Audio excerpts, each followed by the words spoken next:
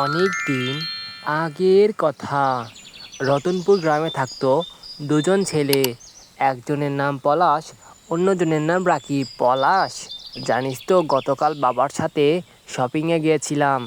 এবার ঈদের জন্য একটা সুন্দর পাঞ্জাবি আর একটা প্যান্ট নিয়ে এসেছি। তাই নাকি? শপিং করে ফেলেছিস? তা এবার কত টাকা দিয়ে পাঞ্জাবি কিনলি? গতবার তো গ্রামের সবার থেকে দামি পাঞ্জাবি কিনেছিলি, এবারও সবার থেকে দামি পাঞ্জাবিটাই কিনেছি। কিন্তু ঈদের তো আর মাত্র কয়েকটা দিন বাকি আছে, তুই শপিং করবি না? কি জানি এবার যে কি হয় কিছুই বুঝতে পারছি না। জানিসই তো আমাদের বাড়িতে কত অভাব অনটন। আচ্ছা ওসব কথা এখন বাদ দে, চল আমার সাথে আমার বাড়িতে, আমার নতুন পাঞ্জাবিটা তোকে দেখাই। এই কথা বলে পলাশ রাকিবের সাথে তাদের বাড়িতে গেল। বাবা, এ হলো আমার বন্ধু পলাশ। আমাদের স্কুলে এ সববারই ফার্স্ট হয়। হ্যাঁ, খুব ভালো। কেমন আছো তুমি বাবা? আমি খুব ভালো আছি আঙ্কেল, আপনি কেমন আছেন? হ্যাঁ, আমিও বেশ ভালো আছি। তারপর রাকিব পলাশকে তার ঘরে নিয়ে যায়। পলাশ, এই যে দেখ আমার পাঞ্জাবি আর প্যান্ট কতই সুন্দর হয়েছে জানিস তো।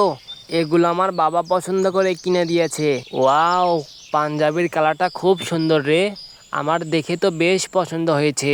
থাক, আমি এখন বাড়ি যাই, অনেকক্ষণ এসেছি বাড়ি থেকে।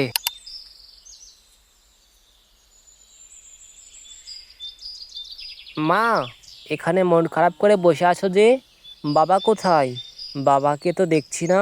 বাড়িতে যে দুইটা মুরগি ছিল, সেই দুইটা মুরগি নিয়ে তোর বাবা হাটে গেছে মুরগি বিক্রি করে টাকা দিয়ে তোকে পাঞ্জাবি কিনে দেবে বলে। সে কি কথা মা, মুরগি কেন বিক্রি করতে হবে? এবার না হয় আগের বছরের পাঞ্জাবিটা পরে ঈদ কাটিয়ে দিতাম। কিছুক্ষণ পর তার মা রান্না চড়িয়ে দিল এবং পলাশ সেখানে বসা ছিল।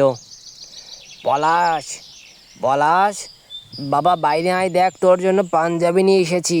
আরে বাবা চলে এসেছে, তাড়াতাড়ি বাইরে যেতে হবে। পলাশ বাবার ডাক শুনে এক দৌড়ে বাইরে চলে আসলো। বাবা, তুমি আমার জন্য পাঞ্জাবি নিয়ে এসেছো? আরে আমার পলাশ বাবা, হ্যাঁ তোমার জন্য ঈদের নতুন পাঞ্জাবি কিনে নিয়ে এসেছি, ঘরে চলো দেখবে। ওয়াও বাবা, এটা তো খুব সুন্দর পাঞ্জাবি। কিন্তু বাবা, মা, তোমরা ঈদের নতুন কাপড় পরবে না? না বাবা, তুই পর, এমনিতেই ছোটবেলা থেকে তোকে তেমন কিছু দিতে পারিনি। আরে এটা কি করে হয়? আমি ঈদের দিন নতুন কাপড় পরবো আর বাবা মা না পরে থাকবে? আমি এটা কিছুতেই হতে দিব না। আমাকে যে করেই হোক একটা না একটা ব্যবস্থা করতেই হবে। এই কথা বলে কিছুক্ষণ পর পলাশ বাইরে চলে গেল। রাকিব, তুই আমাকে একটা ব্যবস্থা করে দিতে পারবি? কি হয়েছে? কিসের ব্যবস্থা করতে হবে বল? আজ আমার বাবা বাড়ি থেকে দুটো মুরগি বিক্রি করে আমার জন্য নতুন পাঞ্জাবি কিনে নিয়ে এসেছে, কিন্তু তারা ঈদের দিনে পুরাতন কাপড় পরে থাকবে। এটা কি করে হতে দেওয়া যায় বল? আমাকে তুই কিছু টাকার জোগাড় করে দিতে পারবি? আচ্ছা ঠিক আছে, দেখি চেষ্টা করে বাবার থেকে নিয়ে আসতে পারি কিনা। রাকিব তখনই তার বাবার কাছে চলে আসলো। বাবা, তুমি কি ব্যস্ত আছো? একটা কথা ছিল। না বাবা, আমি ফ্রি আছি, বলো কি কথা। রাকিব তার বাবাকে পলাশের বাড়ির সব ঘটনা খুলে বলল। আচ্ছা বাবা ঠিক আছে, কোনো সমস্যা নেই। এই যে নাও, এখানে 2000 টাকা আছে, তাদেরকে দিও। রাকিব তার বাবার কাছ থেকে টাকাটা পেয়ে দৌড়ে পলাশের কাছে চলে আসলো। পলাশ, এই যে নে, এতে 2000 টাকা আছে, এটা দিয়ে তোর বাবা মার নতুন পোশাক হয়ে যাবে।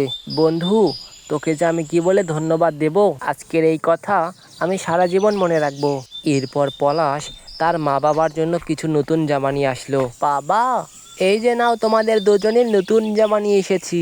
আরে বাবা, তুই এত টাকা কোথায় পেলি? কোথায় থেকে নিয়ে আসলি এইসব? সেটা নিয়ে তোমার কোনো চিন্তা করতে হবে না বাবা, তুমি এটা নাও, আমরা ঈদের দিনে সবাই নতুন জামা গায়ে দেব।